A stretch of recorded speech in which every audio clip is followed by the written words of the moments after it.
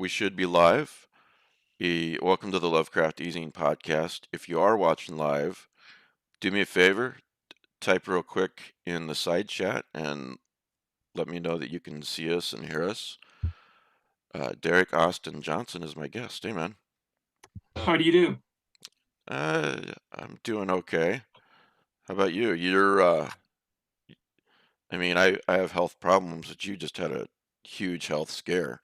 Yeah, I was that was an entire thing. I went to the emergency room in February, on February the 6th, basically because my heart was racing. And 2 weeks later, they wheeled me in for quadruple bypass surgery. So I've been Oh, wow.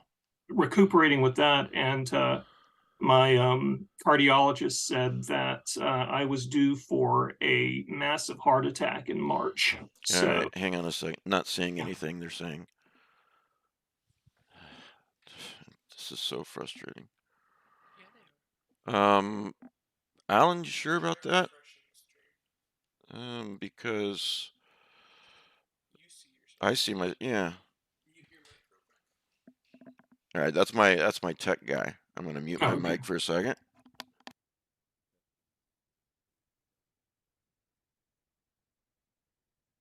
Okay, it's on.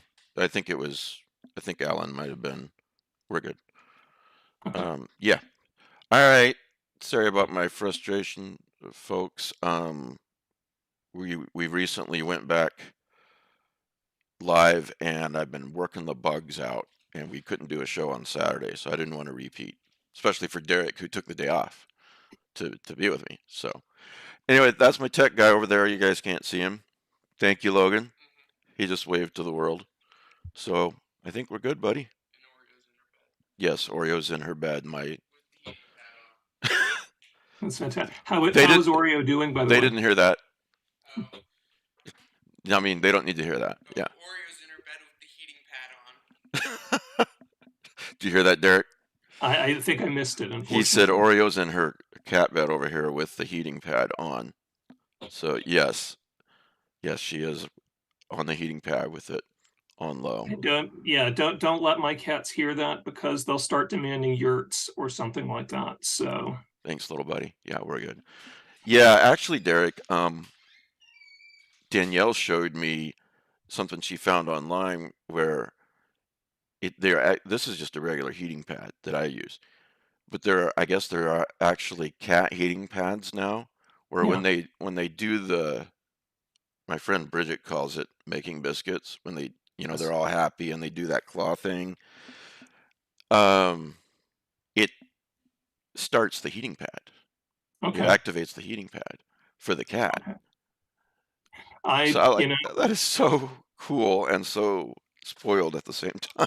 Yeah, I mean, my wife would be all over something like that. She would ask, do we really need something like this immediately after she hits purchase, and begins tracking the Amazon delivery. Yeah, well, Danielle would say something similar, but she should know better because she showed it to me. You know, it's probably a good thing I don't have money, or that purchase would already be made. All the So money we have goes to the cats. So, that's true. I know I'm doing a um, GoFundMe for Oreo, but somehow I don't think the donators are paying for a heating pad for her. yeah, But I maybe would. they are. I don't know. But no, It's I'm not going to do that. if it aids in Oreo's recovery then and health, then I think that's always a positive. So That's a good point. Hmm. Hmm. yeah, Yeah. I'll enable however you need me to in that regard. Well, I never want to. I appreciate everyone's kindness, and I never want to take advantage of it. Speaking Yeah. of cats, I see your cat behind you there. That's Leia. She wasn't our gateway cat, as my wife calls her, but she was the first kitten my wife ever had. So Aw. and then floodgates started opening after we got her. So Well, I want to get back to your health scare, but Yeah, When right before we hit record, I was going to ask you about because I'm in Texas too. I'm in a town called Waxahachie. Are you familiar with it? absolutely. Yeah, we go when my wife and I go to the Renaissance Festival. We stop there regularly. Yeah, So it's a really nice town. yeah, yeah, it is. It's got a really vibrant um, downtown. One of those um, classic, small town downtowns that you think have disappeared from America, and Right. from a lot of towns they have. But we lived in Corsicana, if you know where that is. Uh-huh. Yeah, absolutely. I'm about to lose anyone who is a fan of this show in Corsicana, but that is not a very good town. It is just not. It, I used to travel for my day job, and Corsicana was it wasn't usually high on my list of places where I needed to go, and I was always a little bit relieved. For the most part, if we were going to Waxahachie, that was always a boon. I had a friend who used to or a or one of my coworkers would go with me there, and we would try to hit the best restaurants we could possibly find. If we found that if the larger the parking lot was, the more jammed the parking lot was, obviously the food was better. So we would go, we would seek out odd Mexican restaurants or odd German restaurants, that sort of thing. Add to this, there are a lot of old churches in that area, and because my yeah, dad, my parents grew up in the Georgetown and Hutto area, and so small churches have always had kind of a they've always been kind of in my, I guess, private mythology, let's call it. yeah, So yeah, I always adore places like that. So yeah. You think sometimes you think it's you, and you're like, okay. There's a tendency, I think, sometimes, at least on my part, to think, okay, well, a small town's a small town, especially if it's in the same state and it's less than an hour away. And so if I think Waxahachie is a hell of a lot nicer than Corsicana, maybe that's my own personal bias. But everyone keeps agreeing with me, you know.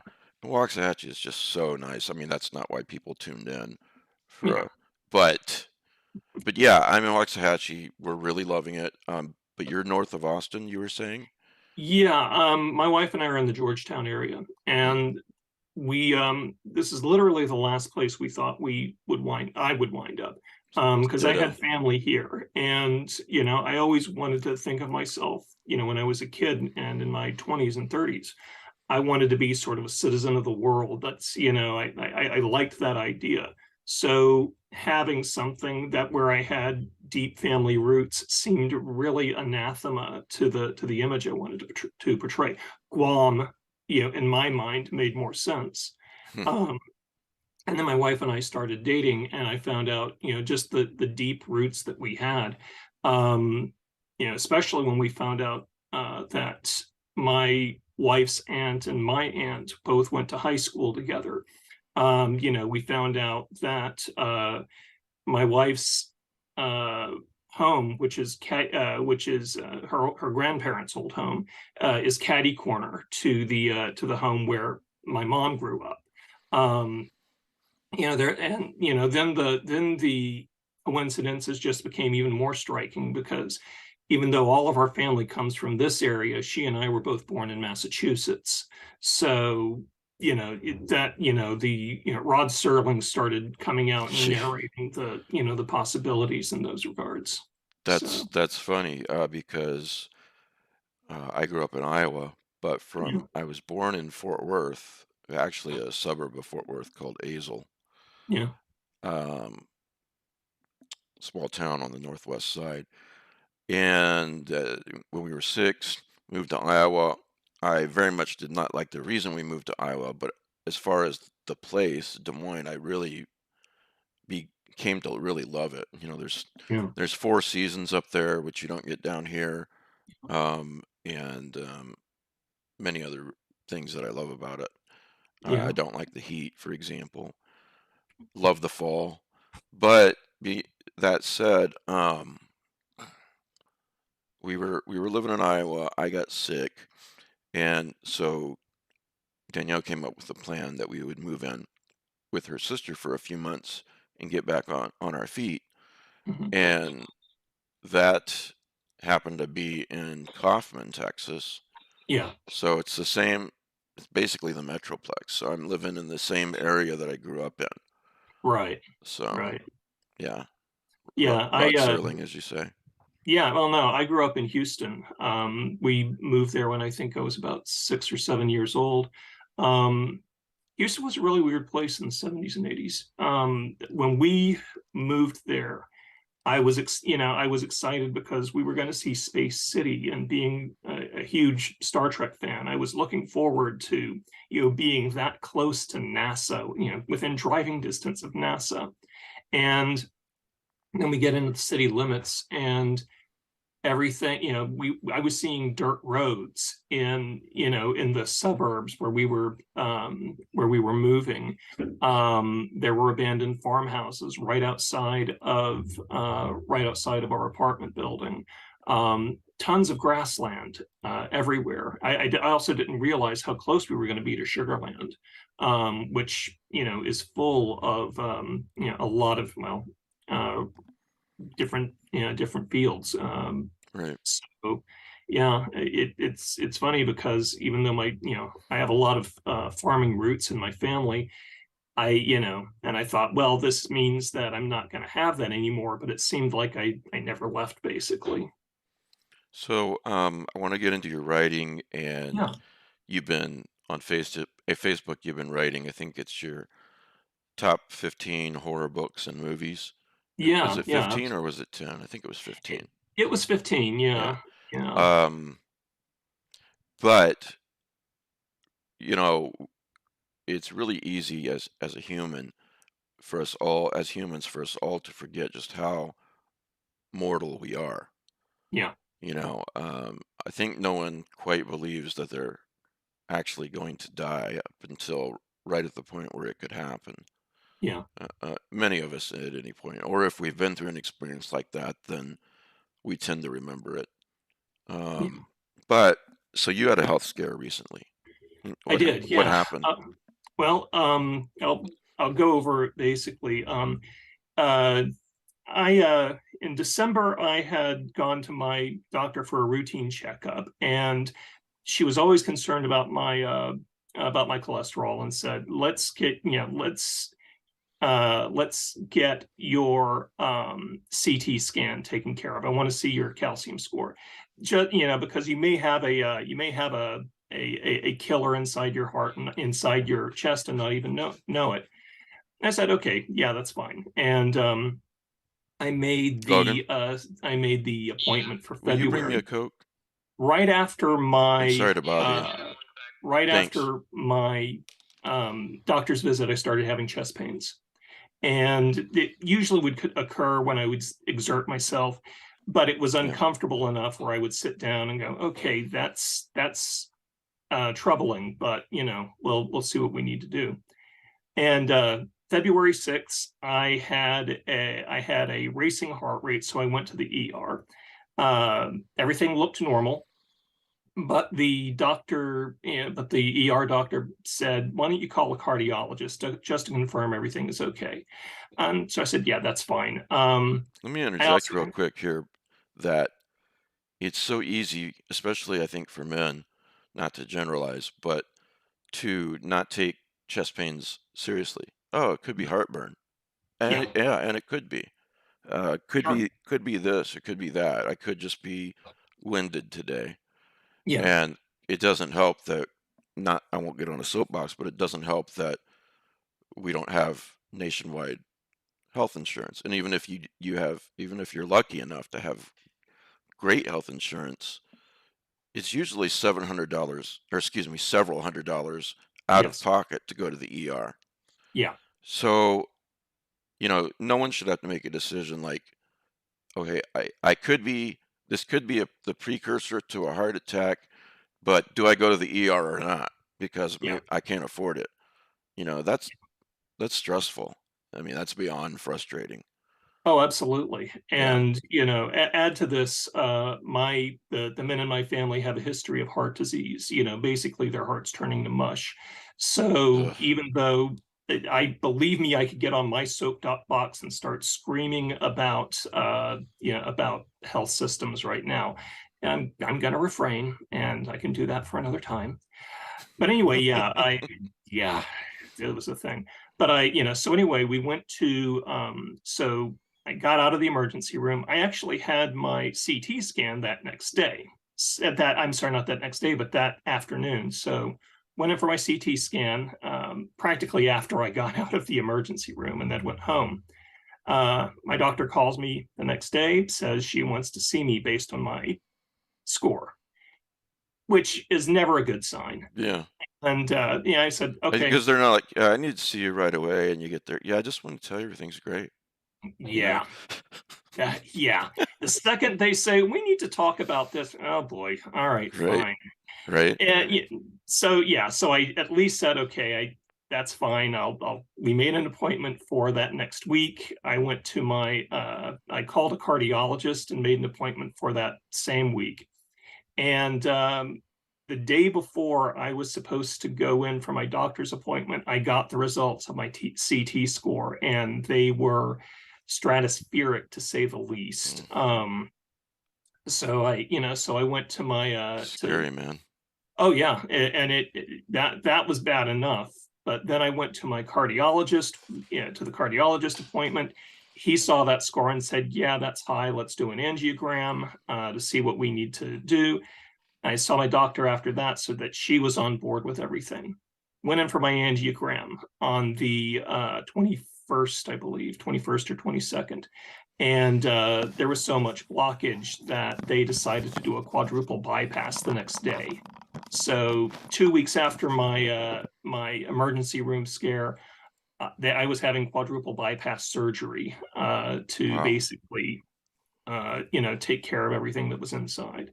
Um, and then add to this, talking to my uncle, the day before I was supposed to have my chest cracked open, and finding out that one of my cousins had a massive heart attack when he was in his 40s.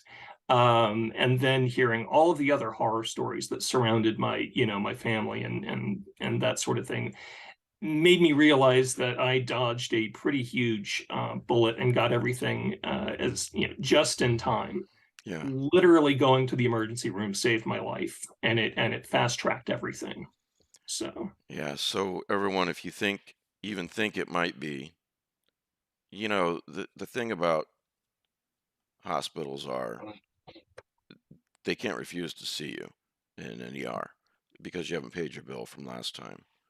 So if you need to take a few months to pay that, do it. I've had to do that, yeah, and what are they going to do? They usually ask you to um, either they want to mail you the bill or they ask you for the to pay up when you're done with the ER visit. And mhm, so it's pretty easy at that point go, well, actually I can't cover this. Shoot. What are my options? yeah, So, um now you're obviously it's in your genes, but yeah, uh, I mean, I just don't want to lose I don't want any of us to lose each other. We just lost Ray Garton. yeah, We could have lost you. yeah, Um Tomorrow it will be 4 years since we lost my friend Joe Pulver. yeah, Um, we lost Willem Pugmire a little bit before that, and all for various reasons, sure, obviously. But um, I know this runs in your family, as if I'm understanding you correctly. that's correct. That said, and this is not a blame the victim thing at all, but what sorts of things, if you could go back, say 5 years, would there be anything that you would do differently so you didn't arrive at this point, and what would that be? One of the big things is not use so much butter when I cook. That sounds really glib, Yeah, but the sheer amount. My wife, who leaves most of the cooking to me, really does not like the sheer amount of butter I would use when I was cooking scrambled eggs. Um, my attitude is, butter makes everything taste better. I am not wrong, but I am also, clogging my arteries by doing that. Right.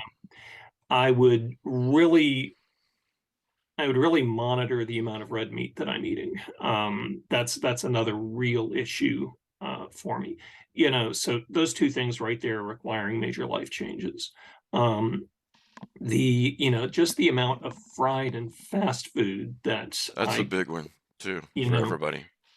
I mean, don't get me wrong. I've tended to have a high protein, low carb diet for the last few years. I was 300 pounds about 20 years ago, but making those changes, getting that weight off, had its consequences. On the one hand, I've avoided diabetes. I've avoided the complications from being overweight. But on the other hand, it's meant that my body can't process the very materials that would require me to stay healthy. It couldn't process the food I was eating. It couldn't process the material I was ingesting.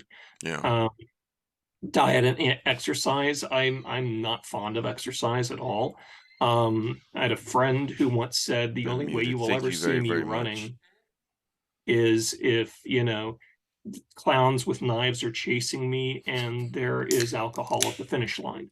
Um, I respect that, and I resemble it to a certain extent, but that would be another major issue. Just making sure I take the time to, take a walk for about 20 minutes or thereabouts.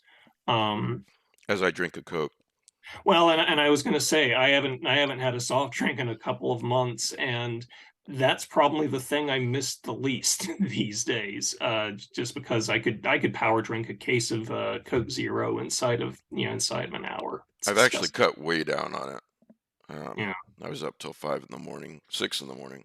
Ooh, Yeah. yeah. Uh, so, but yeah, all these things. Um, but anyway, Yeah. so looking over your sort of your CV, I was reminded that you write a hell of a lot of short stories. Yeah.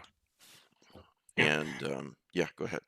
I was just going to say, most of my favorite writers were primarily known for their short fiction. When you look at Richard Matheson's body of work, Yeah. he wrote a lot of novels, but a lot of his best work came out of short fiction, which was the same with like Charles Beaumont and Robert Bloch and Ray Ray Bradbury. Bradbury. Yeah.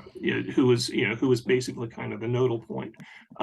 Even to this day, if you read somebody like some of John Langan's best work is in short fiction. It's longer I was work. going to say, John writes short fiction. Well, yeah, I'm kidding. it's kind of, but No, but yeah. you're right. Yeah. It's not uncommon. I've got a bunch of Ellen Dotlow anthologies behind me, and I would say Langan is in I don't want to say a quarter, but he's in a good number of those, just as a single example. Yeah. Um, so yeah, I mean, I grew up with short fiction, and I love reading short fiction. Yeah. So Yeah, I do yeah, too. I mean, I love Bradbury's a great example. I love his novels, yeah, most of them. But yeah, that short fiction, I grew up just consuming those Bradbury collections, yeah, you know. So, um, yeah. And if you're of a certain age like me, when you went to the library, when you went to your school library, you found an awful lot of the Alfred Hitchcock anthologies, which had tons of really great suspense fiction. And I love that because it was like getting 15 stories for the price of a single volume. yeah. Um, and to a certain extent, I still sort of do that. What for the person out there listening to this, watching the interview now or later, and they're not familiar with you, or maybe they've seen your name online or whatnot, but not really familiar with your work.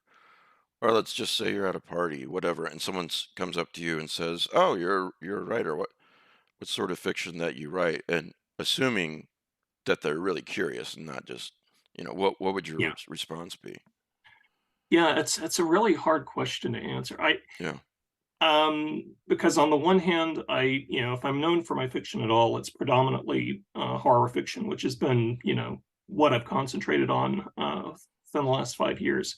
Um, but it's not quite right because I've also written things that have been in science fiction anthologies.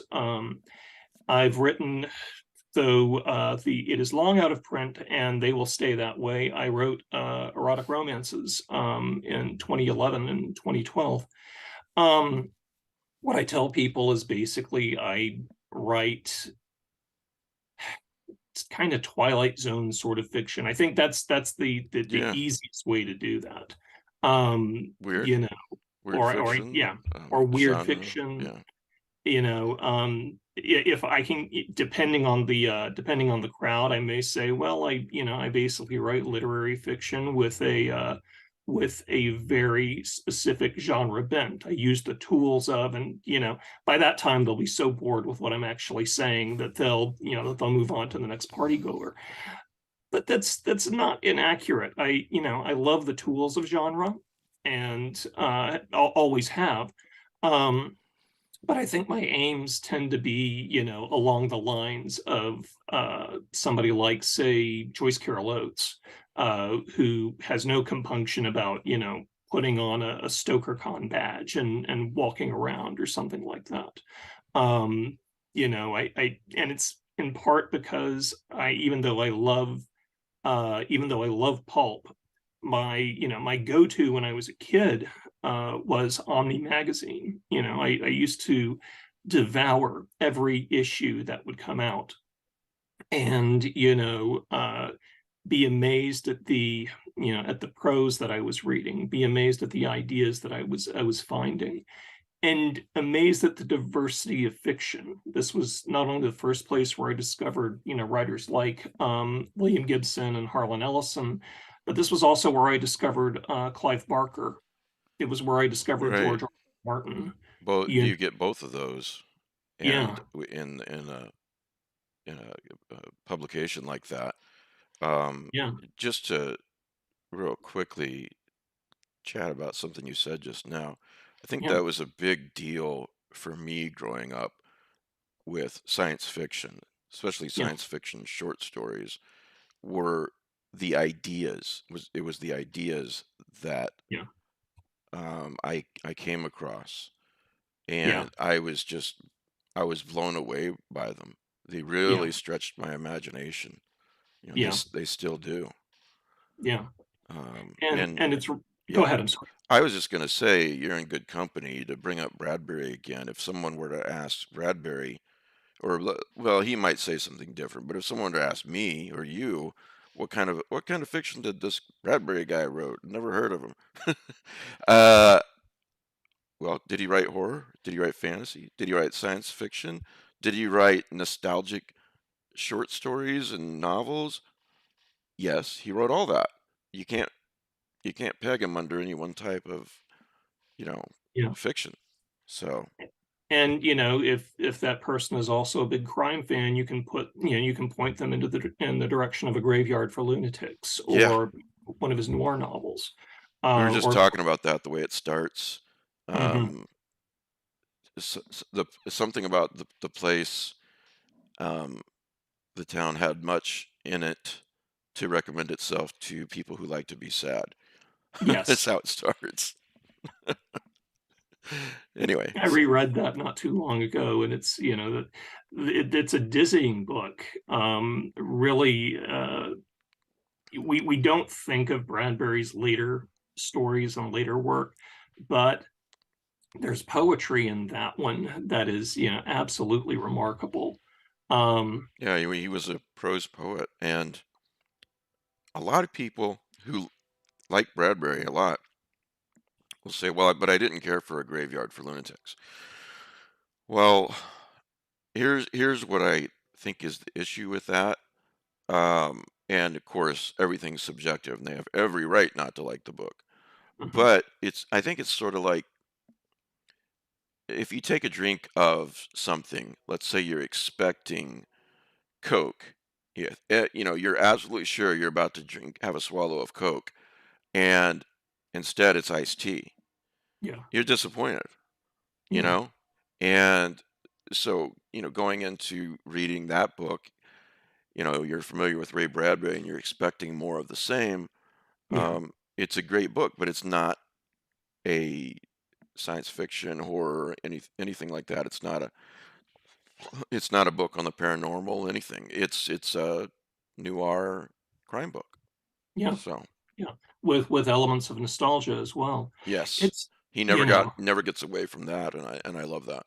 yeah, and that's, and especially because, I'm getting older, and the urge to look back, which is something I really didn't have when I was younger, becomes a little more pressing now, Yeah. especially because look, the 80s were boring, they were terrifying, and I never want to have to live through them again. Much to the chagrin of others who apparently really want to bring that a lot of that back. Um, but for the most part, the gems in that were the fact that I really sort of developed a lot of my own identity with some of the tales that came out in that period, some of the locales, some of the, for lack of a better word, obsessions. You And mind there if I was ask what a year you were born in? I was born in 1968. Okay, so Um, when 1980 gets here, you're 13. yeah, So you sort of grew up in the 70s and 80s, right, but yeah, I mean, by 85, you're out of high school. pretty much, I mean, yeah. a lot of us were just in this community, we're beginning high school or we're in the middle of high school. A couple of Yeah. years at that age makes a big difference. It does. I mean, even to this, from the standpoint of what's going to be the obsession, for that period. My wife and I used to joke, or my wife used to joke, that the only fundamental difference between me and her, she's 6 years older than I am, was the music we listened to. But that's not entirely true because, a lot of what was driving me in, say, 84 and 85 had a lot to do with what else I was seeing in popular culture. Mhm. We tend to think of the 80s as being fairly monolithic, but to be glib, by the time 1980 rolled around, bell bottoms were still a thing.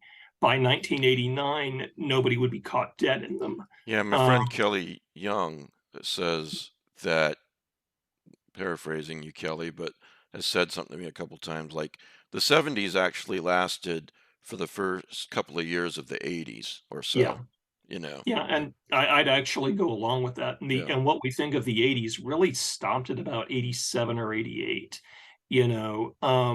And it's that we probably dodged that bullet pretty well because I saw the Lost Boys again recently. There's no way I was going to wear any of that. Not in my 50s at least, heaven forbid. Yeah. Yeah. Um so, if you go to your website, which is, by the way, folks, it is DerekAustinJohnson.com. Um you've got a bibliography at the top there, Yes. and there are a lot of short stories. Yeah. Do you have any collections out that people can Not find all these? Not yet. I'm working on that. Yeah, mostly it's a matter of abject terror. I have no idea how to put a story collection together or anything like that. Well, not to put Um, you on the spot live, but I've got some experience with that. If you and I am there are there's the big five. There's big publishers. Then yeah, there are independent publishers that like Tor right. that are pretty big time. Yeah, And then there are independent publishers that are not, but still reach a lot of people. And then I'm what I wouldn't call myself a small press. I would say I'm more like a micro press. Publish Sure. something every few years or so. But Yeah. if you don't find anyone else that you prefer, uh, I would love to put a collection of yours together. I would be thrilled if we could do that. One Absolutely. thing you do Yeah. get with me is I've been lucky enough to have a wide reach, Yeah. And so that's not to brown nose, but I've always tried to look for the publications that you have. I proudly have a copy of Nathan Ballingrud's The Visible Filth um, on my bookshelf, and it's one of my treasured it's one of my treasured pieces just because it's just such a beautiful collection. And there were a couple of others that you've put out as well.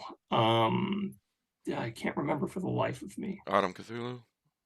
Yeah, that's the one. Yeah, I What was the and one you mentioned a minute ago? I didn't quite catch the. and I just realized I think that was a different press. It was Nathan Ballingrud who did a book called The Visible Filth. Yeah, that wasn't me. It's a great That's book yeah, though. Great yeah. book. It which yeah, and I would actually tend to prefer working with somebody like you who's much smaller, or who has that kind of reach, and who prefers the kind of fiction I genuinely enjoy, which is usually a little more esoteric. It's a little more grounded in some horror history. This is not to denigrate anybody in the any modern horror reader who has who tends to like their work that's a little more extreme, or something like that. Right. I That's just not something I can do, and it's it's almost it's funny because one of the stories I had published last couple of years ago was in a Splatterpunk award-winning anthology, and the people who were involved in it were all really they're great people, but I'm just going, I'm probably the least splatterpunky person in a splatterpunk collection.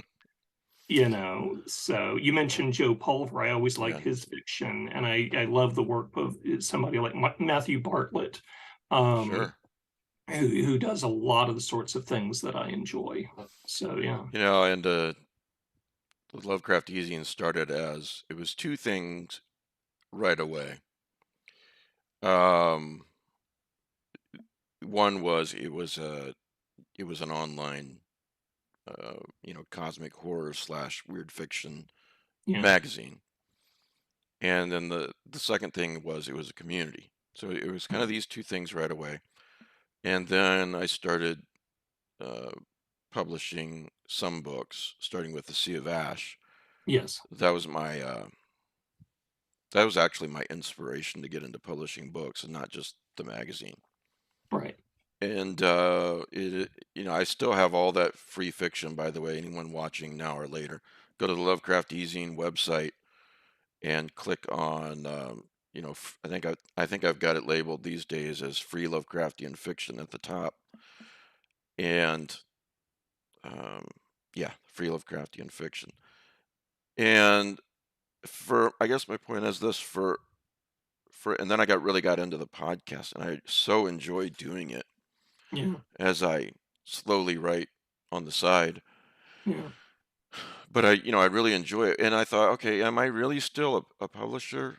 And well, yeah, sure, a micro press is. I Sure. think I feel justified in calling myself. But I thought, if you're putting out one thing a year or one thing every year and a half or whatever, uh, for a while I thought, that's you need to put things out more regularly than that. And then I thought, why?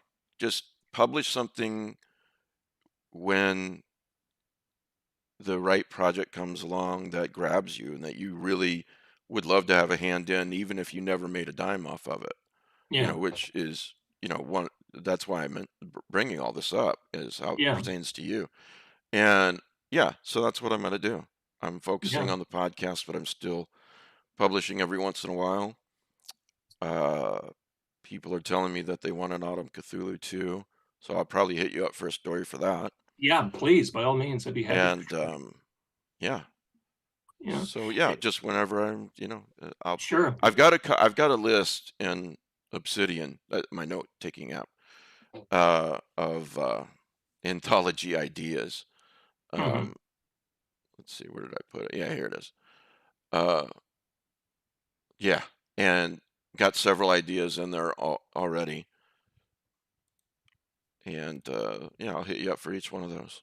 I'd love that. Absolutely. Thank you. It It is was it is interesting. very it is very fun doing an anthology. Yeah. It it's way more work than a collection, of an author's because um, you come to an agreement, figure out something that's going to be fair to both parties with the collection, and it's fairly easy to do with reasonable people. Yeah. Um, but anthologies, you've got what 15 roughly, depending on how many stories you get, different writers in there. You want to make sure they're all paid um, pro rates, Yeah. and you also want to make sure that you make some sort of minor profit to justify doing it. Right. And so, I'm going to have to do a Kickstarter for each one of those, but they Sure. are a lot of fun, Yeah. you know. Yeah. I mean, it's part of my absolute love has always been, picking up the anthologies. I like the different voices. I like the Yeah. different views. One of my all-time favorite books was I one I picked up when I was in college, and this was in '88 or '89. I picked up a copy of Kirby McCauley's Dark Forces, and that's still to this day one of my holy books because it was kind of the big supernatural horror collection, of the '80s. I know Kirby McCauley wanted it to be like the dangerous visions of horror fiction, and I don't think it was exactly, but the fiction in there was astounding. You had I'm sorry, my hearing today is even worse than usual. The title, which one are you was talking? Dark Forces, edited by Kirby McCauley. It came out in about 1980, I want to say. Wow, I Um, have read a lot, and I don't think I've ever gotten to that one. oh Yeah. wow, this is an it's an amazing it's an amazing anthology.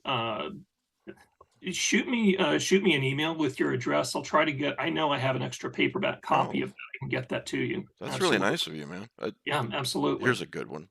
Oh, I love that one. Yeah. When Blackwater. I For was, those listening later, Blackwater, the Book of Fantastic Literature, and yeah, and yeah, the title and editor of yours again, so people can pick that up. That you're talking sure. about, I mean. Yeah, it was called Dark Forces, Wow. edited by Kirby McCauley. This was the first appearance of Stephen King's The Mist. You had Dennis Etchison had written a story called The Late Shift for that particular one, where I don't want to give anything away, but it makes you terrified of convenience stores. Um, Edward Bryant had a story called Dark Angel, which was a really nasty tale of revenge. Charles Grant, what was it? I think was A Garden of Black Red Roses, which it Love had, Grant. yeah, it had Grant's typical lyricism. I think Joyce Carol Oates was in it, as well as T.E.D. Klein. T.E.D. Well, Klein, which Klein was it? Children of the Kingdom, I want to Oh my say. God, really? That's my favorite Klein story. Bam. Yeah, absolutely. Yeah. Um, and so that really it- look, my grades were terrible in college, and it was in part because I'd rather, kick back and read the all of this strange and dizzying stuff and not have to, and not have to suffer through my college curriculum. So, Yeah. Yeah. yeah. What was your major? I was an English major. Okay. Actually wanted to be an astronomy major, but there was a point where I couldn't do the higher math that was going to be required for some of this. That's so Um, funny. My wife was an English major. She's an English high school teacher now. yeah, And um, if I had the opportunity to go to college, it would have been an astronomy major.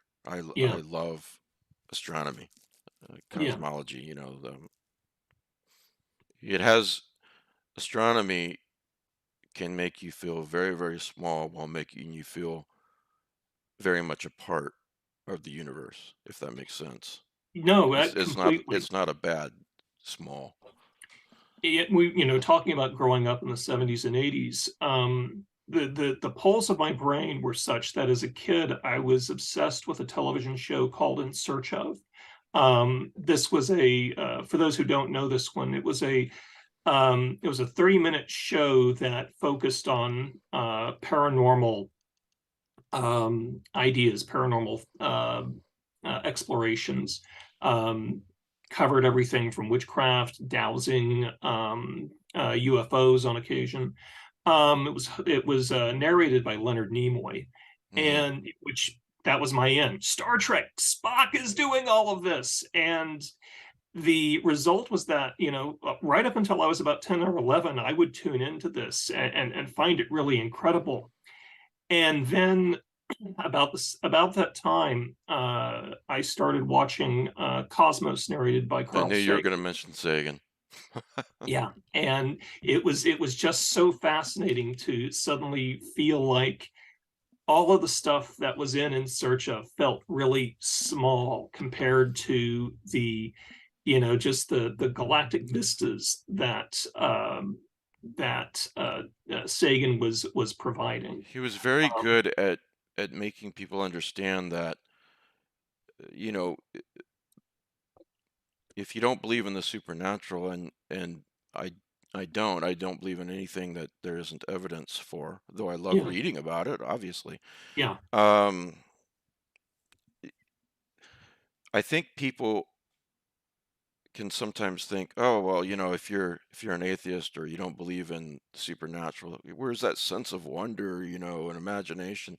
He was very good at showing people that the universe was far stranger and more wondrous than yeah, that, and that it's almost a spiritual experience uh-huh, learning about all of that. You know, yeah, the universe is not only what's stranger than we suppose; it's stranger than we can suppose, as one yeah. person said. And then this in the Oh mid yeah, '90s, the demon haunted world. I've always said that if people only read one nonfiction book in their life, I mean, you shouldn't, but yeah, if you do, make it this one. You yeah, know, so. yeah. And people are That's an abs. obviously, I would never make fun of anyone's beliefs. They're free No, to believe whatever they want. But the point is, though, that you and I are making is that the universe is an incredibly strange and wondrous place. And he was so yeah, good at showing that.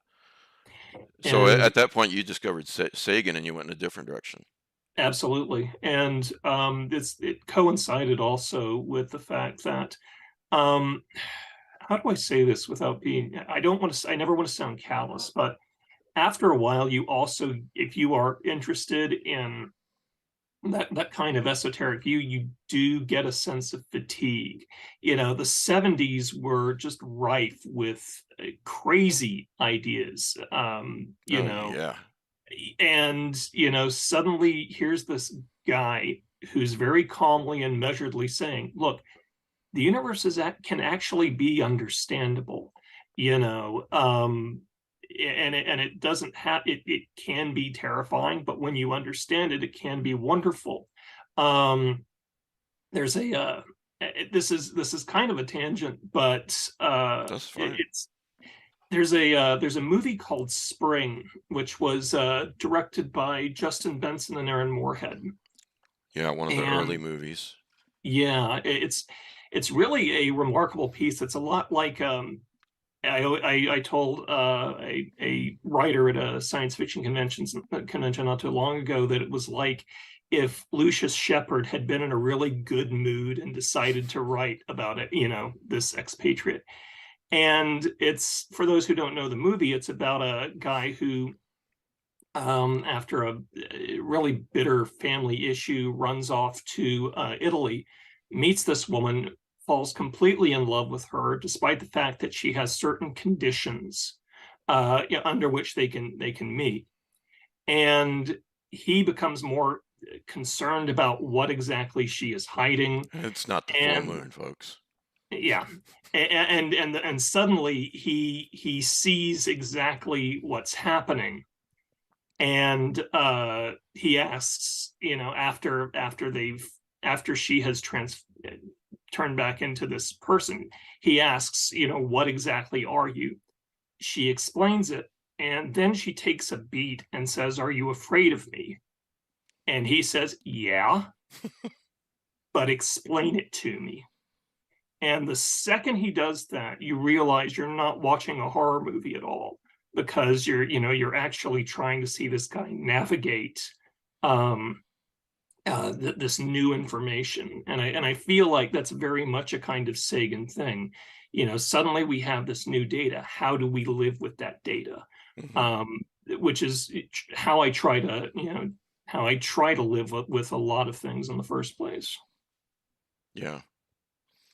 Um, Talk about, you've been posting on Facebook. You've been posting your 15 books that you can't live without, no explanation.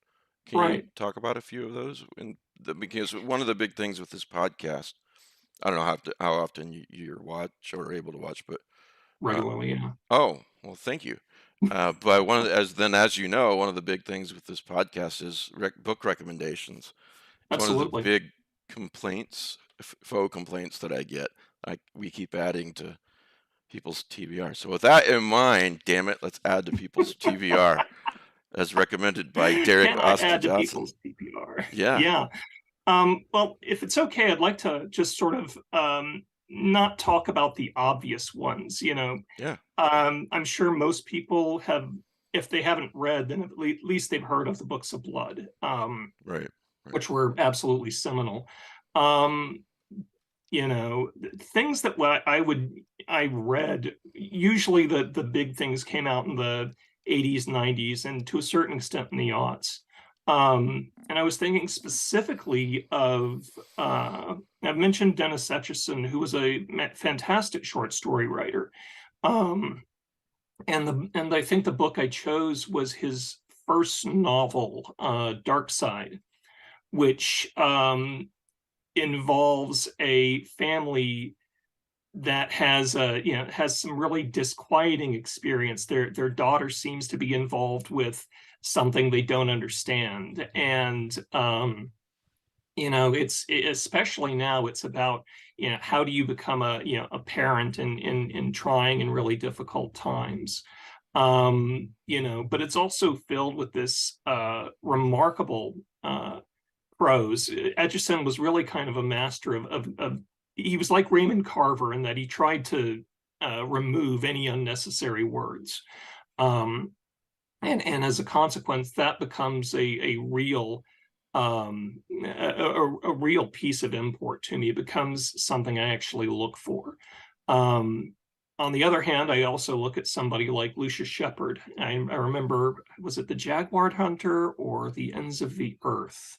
It was one of his early collections, and he was able to bring out this really kind of lush prose and these really strange locales. He wrote an awful lot about Central America, about the Caribbean, and really made a lot of that sort of spring to life. Yeah, it was the Jaguar Hunter, because one of the stories in there is a Spanish lesson where he becomes obsessed with a woman in this community of expatriates in Europe.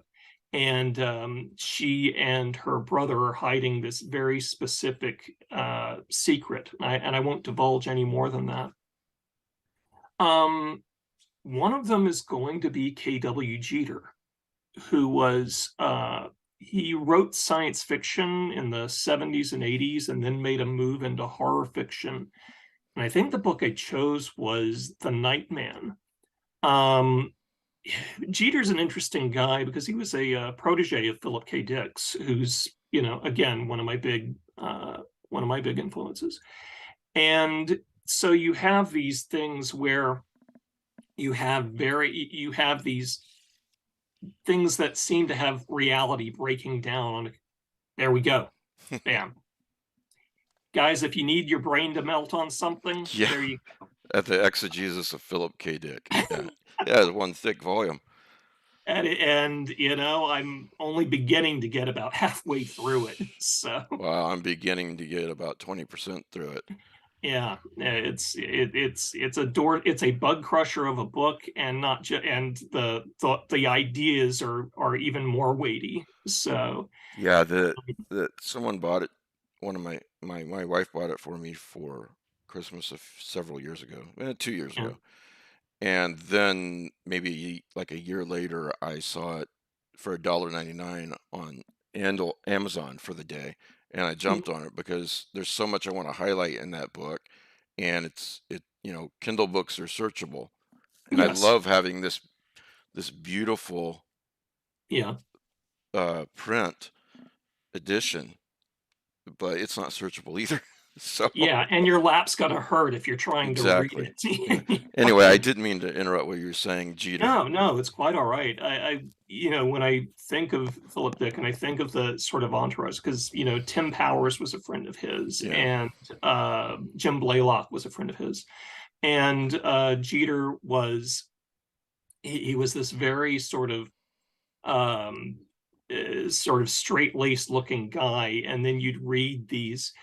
His books were like Philip K. Dick meets Jim Thompson, and you know they were almost crime stories, but they had a very definite, you know, reality is melting sort of edge. And in that one, you have a child who's trying to find some kind of protector, you know, from being bullied. um you know, one of the books I will absolutely recommend, and if you can find it, by all means read it, was by Michael Blumlein. Blumlein was a novelist and short story writer who had a really remarkable number of stories. The book was called XY, and it was out of the Dell Abyss line. It's the story concerned a woman who woke up one day and suddenly was convinced she was male. Hmm. Um, and it's really kind of jarring because for me it was one of the first times that I'd ever experienced that particular question in such a methodical I haven't and read it, but it seems pretty relevant today, doesn't it? absolutely, yeah. And I really wish that I would love it if a publisher would reprint that one, because it's this lost tale about you know, about how one's identity can be so much in line with you know, with how we perceive, you know, with how we perceive our sexuality and our gender. Really a remarkable book. um what else do I think? I know I included T.E.D. Klein's The Ceremonies, Yeah. which is just it's one of the great it's one of the great cosmic horror novels with a bunch of Arthur Machen and and Lovecraftian elements sort of put into a heady mix. Um, the MD by Thomas Dish. Dish was a science fiction writer who wrote, you know, some great novels during the New Wave period, like, you know, Camp Concentration and 334. And in this particular novel, pardon me, in that particular novel, a young boy suddenly realizes he has the ability to heal people. But in order to heal someone, he also needs to cause another person to be sick.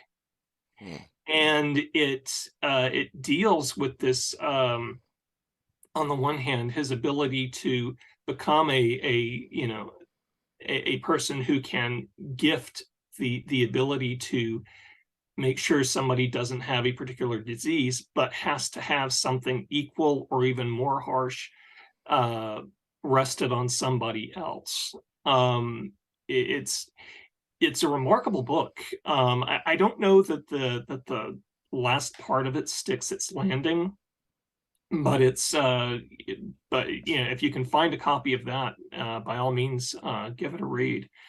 Um, and then there were things like, some of it was obvious, like Geek Love. Uh, I feel like that is such a part of my own in my own fictional upbringing that I can't not recommend it. Um, some more recent stuff like Sarah Langen's The Missing, which is one of the great modern zombie novels. And I love the fact that she is finding a wide audience these days. Yeah. So yeah, those are a few off. Oh, yeah, somebody I have a Ramsey Campbell in there someplace. Um, Campbell, when I started actually selling horror fiction, was somebody I studied. I'd read him before, but his short fiction, especially, I reread really closely, because he knew how to construct atmosphere and he knew how to construct um, movement and pace with very little actually seeming to happen at some point. And it's a Yeah. skill that I really admire. Yeah. Oh, That's very true about him. yeah, Yeah, he's probably the most decorated horror writer in the world, I would say. yeah, yeah. And there was a book called Jeff's Return Home by Ted Lewis. It was filmed as Get Carter. And I remember somebody writing about that book saying the sleaze runs down the walls. And I always like that line. And I think of it in terms of Campbell, in that his Liverpool is not necessarily a sleazy place, but it is a very grim place. And you read that and you can't possibly believe the Beatles came from that area, which is, Yeah. I find all the more remarkable. I'm scrolling down your timeline. The MD. I think you Yes, mentioned that one a few minutes ago. Or that's correct. yeah. And Seeing Red. By David Scow, who was, I wasn't I wasn't the biggest splatterpunk fan, but Scow's prose and his energy really did sort of really spoke to me when I first picked it up. I think the first time I read anything by him was one of Dotlow's year's best fantasy and horror anthologies. I think it was like Pamela's Get or something like that. She has introduced so many readers to so many writers. Yeah, one of my favorite books is the edited by collection, um, which showcases, basically her entirety of her career. We're not just talking about writers like Pat Cadigan, who could have been on this list as well with her book Patterns, but also, so I know we mentioned John Langan before, and I know he's in that book. I think Paul Tremblay's in that book.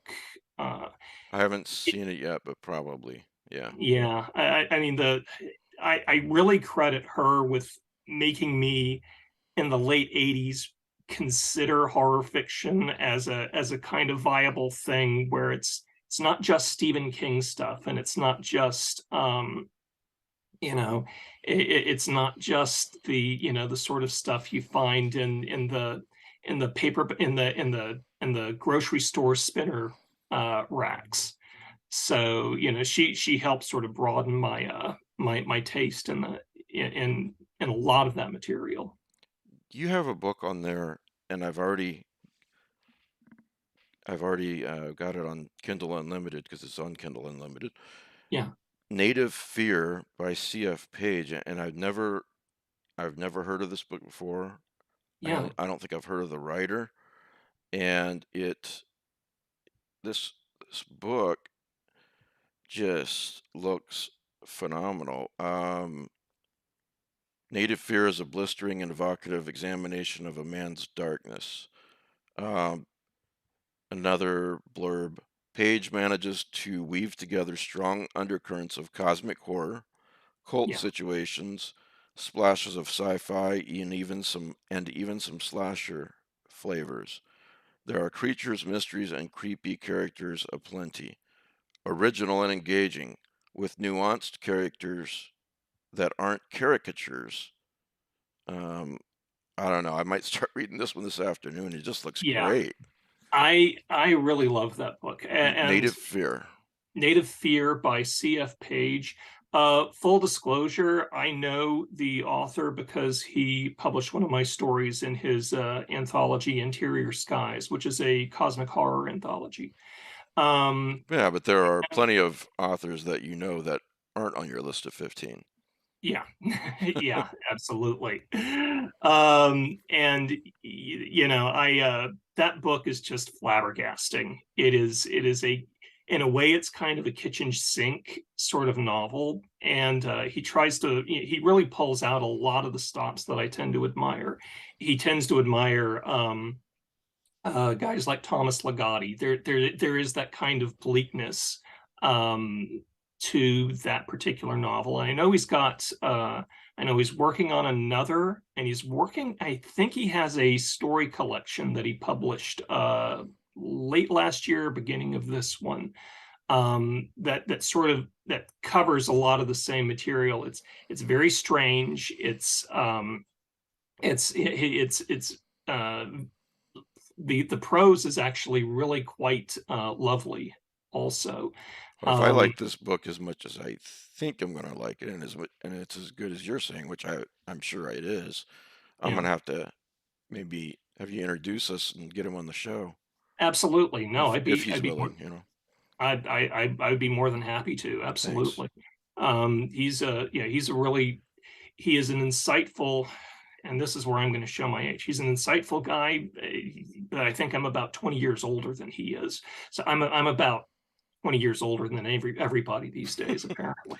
You're So about, what year did you say? 66? 68, so I'm 60, about and you're 56 you're now. 3 years older than I am, so Okay, not so too bad.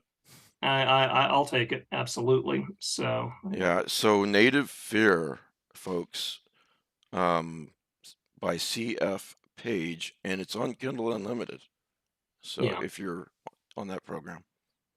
and I'm sorry I can't remember the name of the story collection, but Oh, C.F. Page, you that's mean? yes, Oh, that's we can correct. just Google that. Yeah, Yeah, it's not a big deal. yeah. I keep forgetting that I have this machine that has the Yeah, yeah. I'd like to, if only there was Knowledge. some kind of database that we could look this up on. I can't tell you how many times my wife and I have to pause a movie because we have to look up an actor uh, Oh my, on. oh my gosh, I do that all the time. She hates watching stuff with me because I'll like pause. Okay, now what was that he just said? I want to look that up, that concept, blah blah. She's like, just watch the movie. God, Davis. Happens all the time in our household. Pause it is a pretty typical statement said in our household. It takes us 4 hours to watch a 90-minute movie, so you know That's funny. it's especially if you're verbose like both of us Have are. you read also in the vein of the exegesis of Philip K. Dick? Have you read The Shifting Realities of Philip K. Dick? That It, was when I think I purchased a copy immediately when it came out in paperback yeah, in 97 or 98. some Um, really cool ideas in that. That's kind of like the junior, not the junior, maybe more yeah, of a condensed or shorter version of it's a this. it's very much a Cliff Notes book. Yeah, Yeah. yeah. And for somebody like me, I don't have any supernatural beliefs, but I'm always fascinated by more esoteric mindsets. Oh And yeah, yeah. and my word, Philip Dick will just plunge you into those depths and basically say maybe I'll give you a life preserver and maybe I won't.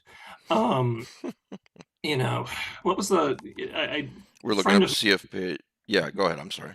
No, no, no. I was just going to say a friend of mine described H.P. Lovecraft and Philip K. Dick as very much being two sides of the same coin.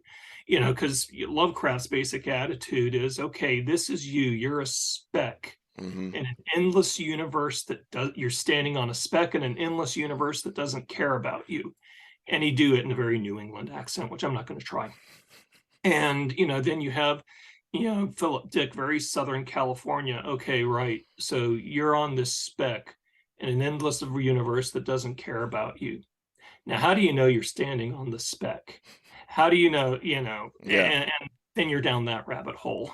So Yeah, that, if you could summarize a person like Philip K. Dick, it would be with one word, it would be that word, rabbit hole. yeah, yeah. Oh, absolutely. It's there Or was is that a two words? well, we'll say it one word. Why not? Sure. In our reality, this is how we do this. That's right. Um, but there's a documentary called A Glitch in the Matrix, which Hmm. it was released a couple of years ago, I think, and it talks an awful lot about simulation theory, Right. and it covered specifically Phil Dick's uh, address to the science fiction convention where he, basically laid out this entire idea that we were all, living in a biblical era, and all of the stuff we're seeing from the 1970s was superimposed on it.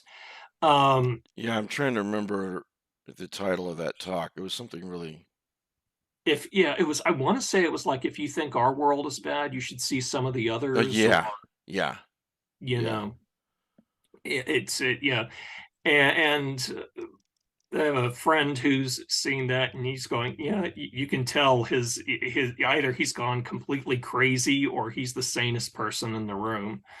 right. So By the way, that for the listeners, that's available online, and I've watched it. If you find this world bad, you should see some of the others, yeah, and it's on YouTube.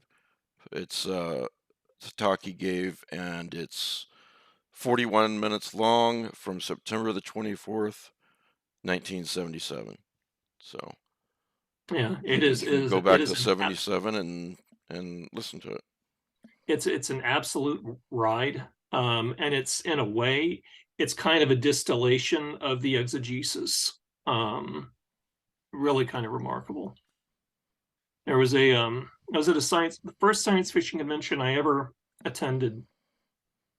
Um, they had James Blaylock, K.W. Jeter, and Tim Powers giving a reminiscence of Philip Dick. This was '88, I want to think. Sorry, real quick. Someone asked on the live chat Yeah. the Dark Sign author's name.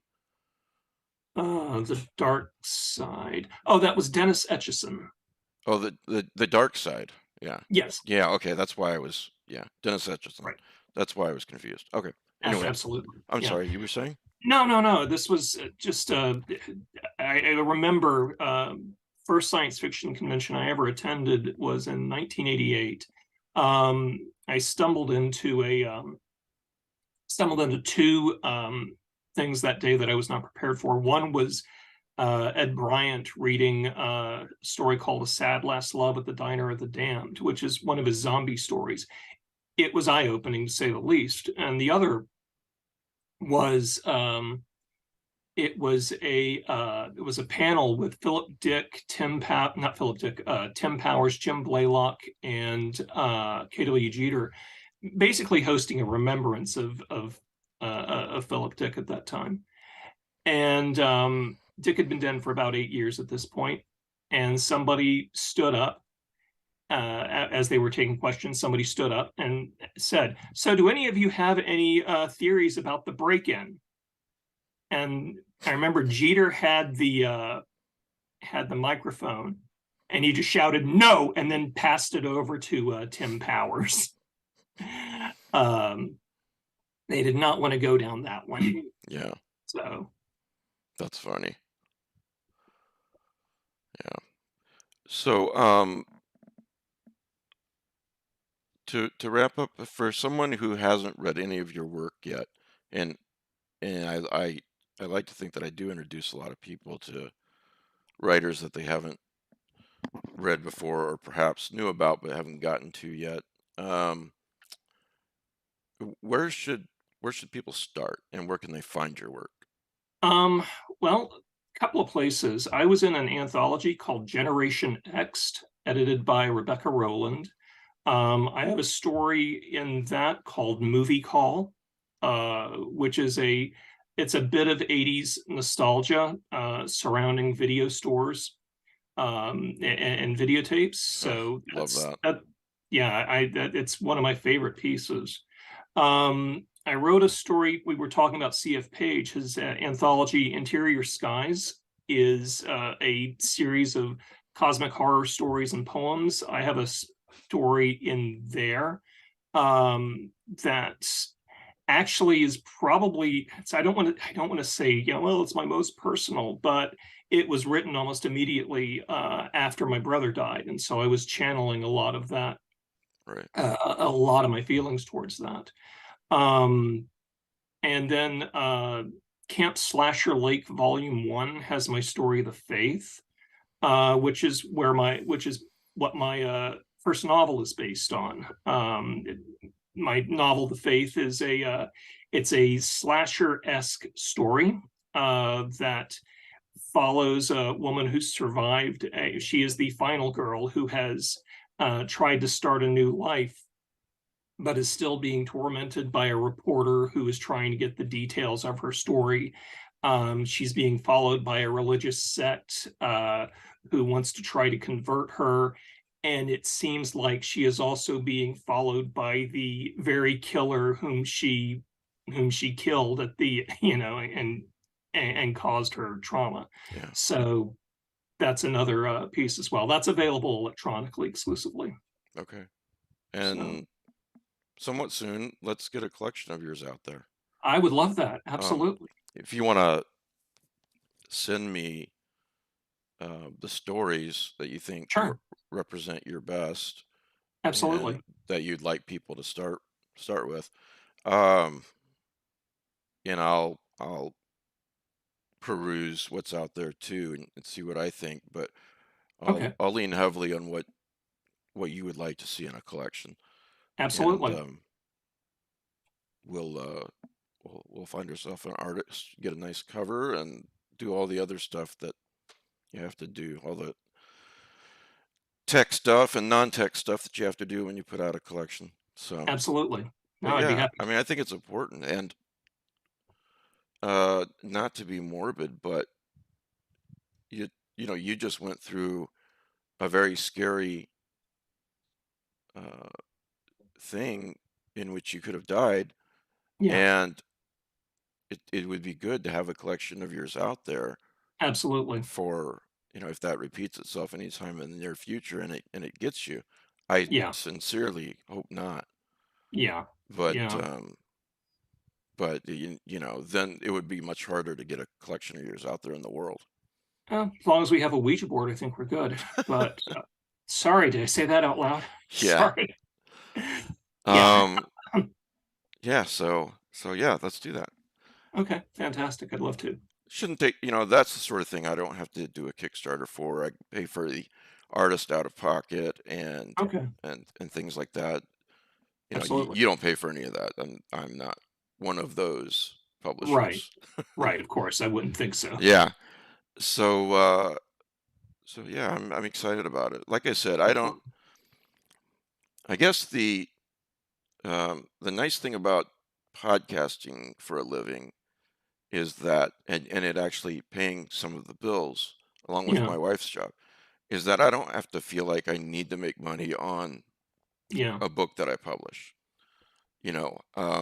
So I can just pick projects for the love of it, and any any money that I as a publisher make, that's just gravy. Money's yeah, always good. I'm not gonna turn money away, but yeah. No, nor would I. Yeah. I So I don't ever want to pick projects because of oh yeah, I need some more money, so yeah, let's hurry and get this one out. No.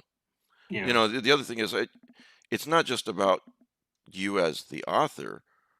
Let's hope Derek get those out there, but it's also about the horror readers out there that, hey, here's another collection for you guys to peruse. Here's a group of stories that, you know, Derek and I made it possible that you can read. That's a good Yeah. thing. That's a really good thing. Absolutely, no, and, honestly, I would love to be able to work with you. The company you have kept on your podcast alone, they're always really august. I always look forward to, um, when Peter Straub, whom I got to meet in 2011, when he passed away, and you and Laird Barron, Paul Tremblay, I think John Langan was there also. Yeah, and Cisco, I Remembrance, think. I can't remember. yeah. Yeah. Yeah, I mean, the remembrance was actually really, amazing, and when I see things like that, I feel like, well, this is kinda my tribe of people, Yeah. even though, my wife will still go, "Are you watching Hereditary again?" Yeah, that sort of thing. Yeah, my wife. Are you watching Angel again for the 10th time? Yep, I am. Yeah. Yep. Well, Sorry, not and sorry. hey, I was late. I was up late one evening, and I had on Hell House LLC. I literally turned it on. And, she said, "You are watching that?" I said, "Well, yeah, if you want to watch." "No, no, no, no, no. Give me 5 minutes and I'll sit down there with you." So, you know, there are some things we can see together that involve that sort of thing. Yeah. Well, hey man, thank you for doing this. No, my pleasure. Thank you for having me. I Yeah. appreciate it. Yeah, you took the day off for this, right? I did. Yeah, And, appreciate it. the nice thing is that, here's the embarrassing piece of all of this is that, when I went into the hospital and, had to do the recuperation and everything else afterwards, um, everybody was concerned, how many, do you have the sick leave? Do you have the sick leave? And I think, yeah, I said, yeah, I think so. I think so. Oh no, It, I don't. Okay. We better call this off. yeah, so, okay, fine, I'll be back, you know. And, when I finally submitted my leave and everything else, I still had 1,000 hours of sick leave available to me. So, Wow. So you don't stay home just every time you sneeze or anything like no, that. no, What do you mind me asking what you do for a living?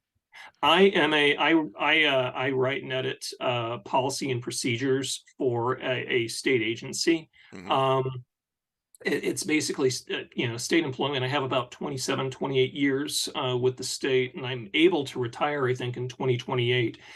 That's a little dubious because my entire retirement plan was contingent on the Mayans being right, and that that's that's gonna be I don't it's think they gonna be were. a yeah, that'll be fun. Um, Well, but yeah, go ahead. Sorry. no, no, no, I was gonna say, and then before that, I was working as I used to work as a trainer with and an inspector with the vital statistics section in for the state. So We all got to make money. Lovecraft said something to the effect of, let me see if I can get anywhere near the quote. I never ask a man what he does for a living because it's always to me the least interesting part of him. You know, yeah, that's badly paraphrased. But yeah, well, I'm always curious about people who I, uh, you know, admire enough, and then that I want them on the show. I'm like, sure, yeah, yeah. what's your daily life like? That sort of thing. Yeah, So it's really fascinating because I have a friend who's he writes narrative for video games, and he's been involved in a lot of writing full time. And we were chatting shortly after my surgery, and he said, "You actually probably did the right thing by not following in my footsteps, because you were actually able to see a doctor when you needed to, and you were able to do right. this or that." I've tried freelance work, I've tried contract work. I will never do it again because it's terrifying to think about, oh, will I be able to make rent, will I be able to make my mortgage payment this month, or will I be able to buy groceries this month? Will I be able to, It really, you're not wrong. It really, really can be. yeah, I've been self-employed for, uh, let's see, it's closing in on 30 years now. yeah, And I few things I've learned. Number one, that some people are made for a regular job and some people aren't. Yeah. And you try to fit people into, you try to peg them, put a square peg in a round hole, and it's just not going to work. And that Yeah. person's going to be unhappy. In your case, you're going to be unhappy and scared Yeah. and nervous about working for yourself because there are highs, but there are definitely lows. Yeah. And Absolutely. I still have lows where I think, oh shit, I just had to take Oreo in to, Yeah. how am I going to, and I rely on the, you know, the following that I have, and they can see me through some tough times, but they don't have Yeah. to, they don't have to. I would Yeah. understand if they couldn't, if they didn't. Yeah. And, yeah, but it's just people, once you find out where you belong Yeah. and where is going to make you the most comfortable, Yeah. then life becomes easier. And it doesn't mean that there are never any scary parts or there are never any boring parts. Yeah. Going to a job, there are a lot of jobs that are very fulfilling, Yeah. like my wife's, or even if it's a job that is not fulfilling so much, maybe it's a job where, but yeah, you get to do a lot of socializing there. Yeah. There are always negatives. There are always Sure. positives where whatever you're doing. Yeah. And yeah, no insurance in America is a scary thing.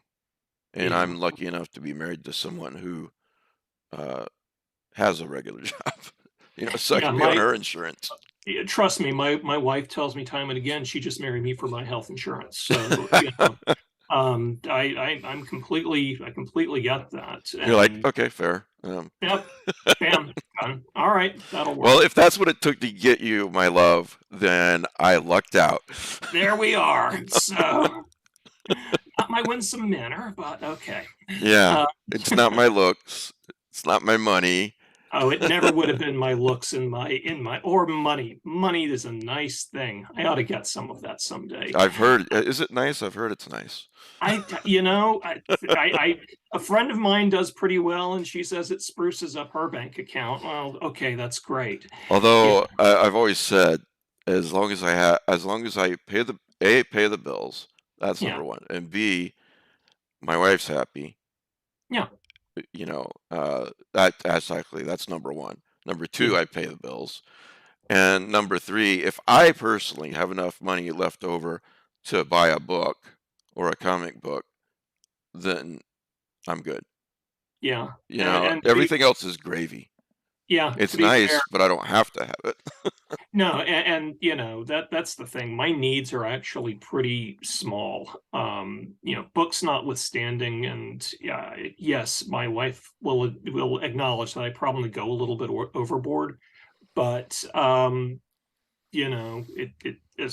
it seems to work.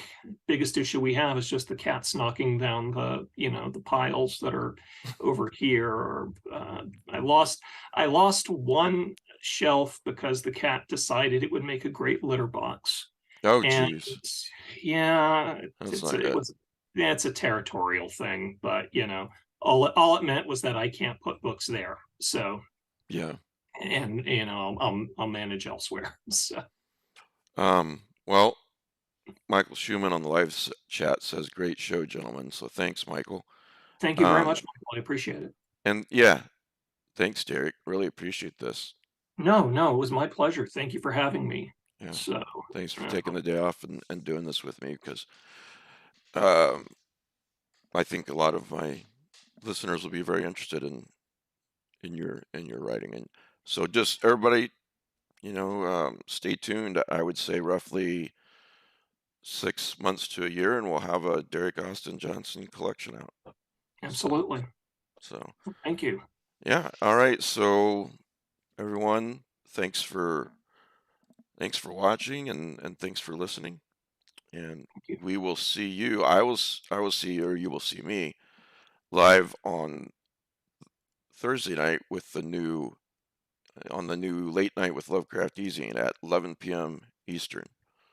10 p.m. Central. So